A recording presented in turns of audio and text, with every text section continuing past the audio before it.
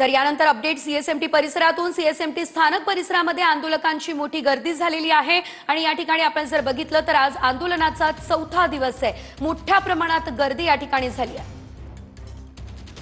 या संदर्भात अधिकची अपडेट घेऊयात आमचे प्रतिनिधी गिरीश गायकवाड यांच्याकडून। ते थेट आपल्यासोबत सीएसएमटी परिसरातून जोडले गेलेले आहेत। गिरीश, आपण पाहतोय आजचा आंदोलनाचा चौथा दिवस, गर्दी वाढलेली आहे, हे सर्व आंदोलक पुन्हा एकदा रस्त्यावर जमा झाले। काय अपडेट सध्याची परिस्थिती?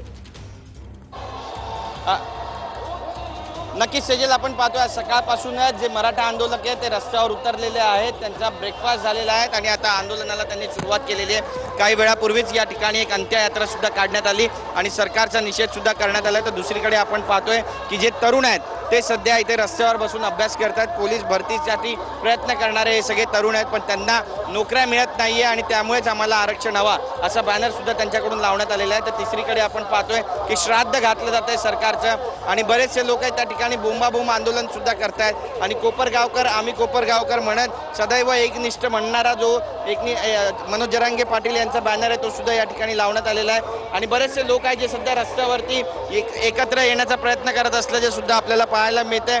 बंबई बंबई बंबई बंबई हमको जम गई अशा आशयाची जी गाणी आहे ती सुद्धा या मराठा आंदोलकांकडून वाजवली जात आहे, ती सुद्धा आपण ऐकू शकता। दुसरीकडे आपण पाहतोय की एकीकडे चाकरमान्यांची जी गर्दी आहे ती सीएसएमटी परिसरातून बाहेर पडताना आपल्याला दिसते।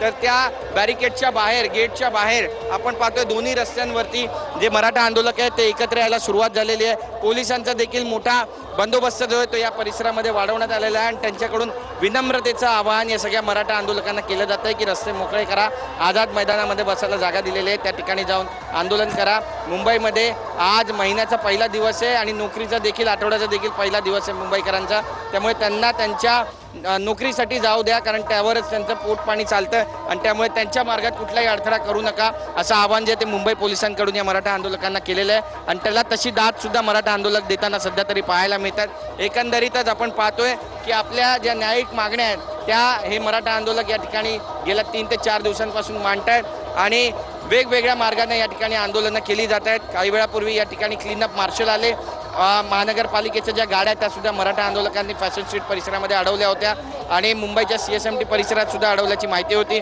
आणि त्यामुळे आता क्लीनअप मार्शल जे त्यांना सुद्धा महानगरपालिकेनं रस्त्यावर